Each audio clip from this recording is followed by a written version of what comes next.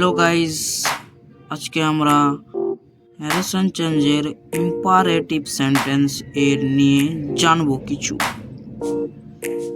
Imperative sentence প্রথমে আমরা জানবো কাকে বলা হয়, তার বাদে না সমস্ত কিছু জানবো। তো ইম্পারেটিভ সেন্টেন্স কাকে বলা হয়?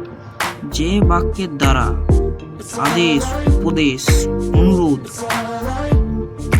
ইত্যাদি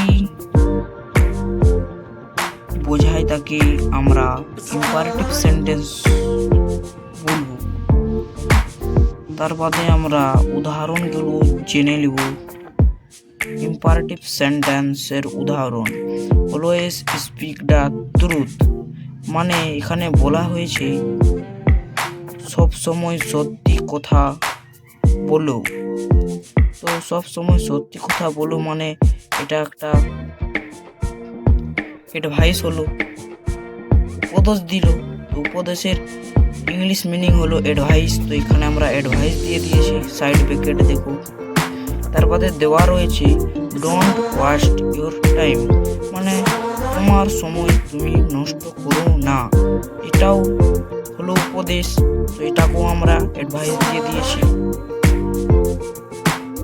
এখানে 3 নম্বরে দেখো ওপেন দ্য ডোর, মানে বলা হয়েছে জানলাটি খোলো। মানে জানলাটি খোলো মানে বলা হয়েছে অর্ডার করলো, তার জন্য আমরা অর্ডার লিখে দিলাম এখানে। 4 নম্বরে দেখো শুট দ্য উইন্ডো, মানে জানলাটি বন্ধ করো। তারও সেটাও বোঝাচ্ছে অর্ডারে। তো আমরা এখানে অর্ডার লিখে দিয়েছি। এটা আমরা উদাহরণ, এটা আমি করি না এখনো, এটা এখন উদাহরণ হচ্ছে।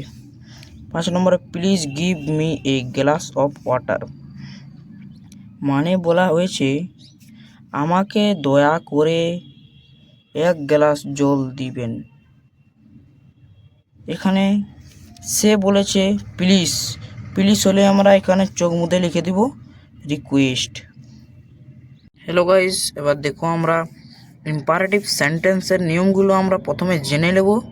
তারপর দিন আমরা এখানে ইম্পারেটিভ সেন্টেন্সের কোয়েশ্চেনের অ্যান্সারগুলো দিতে পারবো স্কুলের স্যারগুলোকে। এবার আমরা নিয়মগুলো প্রথমে জেনে নিল। 1 নম্বর বলা হয়েছে আরভিটি কি? আরভির ফুল ফর্ম রয়েছে রিপোর্টিং ভার্বটিকে অর্ডার, রিকোয়েস্ট, অ্যাডভাইস, ফরবিড ইত্যাদিতে পরিবর্তন করা হয়। এটা কোথায় কাজে লাগে সেটা আমি একটুকু পরে বলে দিচ্ছি। 2 নম্বরে বলা হয়েছে ইনভার্টেড কমা কোথায় থাকে, তার কি কাজ সেটা আমি একটুকু নিচে বলে দিচ্ছি। ইনভার্টেড কমা উঠে টু বসি। ডন্ট থাকলে নট এর বাদে টু বসি। ডন্ট যদি থাকে তা নট এর বাদে টু বসাবো, এটা আমি বলে দিচ্ছি। এখানে দেখো গাইস, বলা হয়েছে father said to the boy don't make a noise, মানে ফাদার তার ছেলেকে বলল মানে শব্দ করো না। তো ওখানে আমরা অ্যান্সারটা লিখব।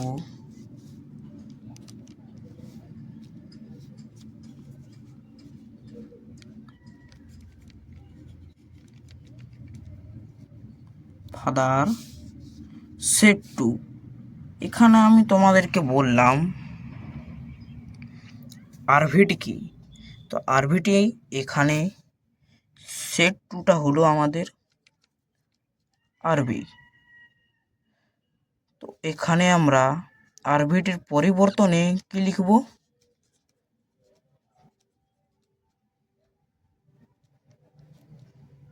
ফরবিড। ডাবইটা তো আমরা সামান্য ব্যাপার, এটা নিচে নামিয়ে দেব। ডাবই ইনভার্টেড কমার বদলে টু, দেখো এখানে ইনভার্টেড কমার বাদে ডোন্ট রয়েছে, তো টুটা আমরা বসাবো না। দেখো এখানে কি বললাম, ডন্ট থাকলে নট এর বাদে টু বসি। তো এখানে আমরা ইনভার্টেড কমার বাদে ডন্ট রয়েছে, তো এখানে নট লিখব, নট এর বাদে টু দেব, তার বাদে মেক এ নয়েস। বুঝতে পারলে? ফাদার সেট টুর পরিবর্তনে আরভি, এটা হলো সেট টুটা আরভি, তো এখানে ফরওয়ার্ড লিখে দেব। ডা বই, তো ডা বই ইনভার্টেড কমা বাদে রয়েছে ডন্ট, তার জন্য আমরা এখানে নট লিখে দেব, তার বাদে টু লিখব, তার বাদে মেক এ নয়েস।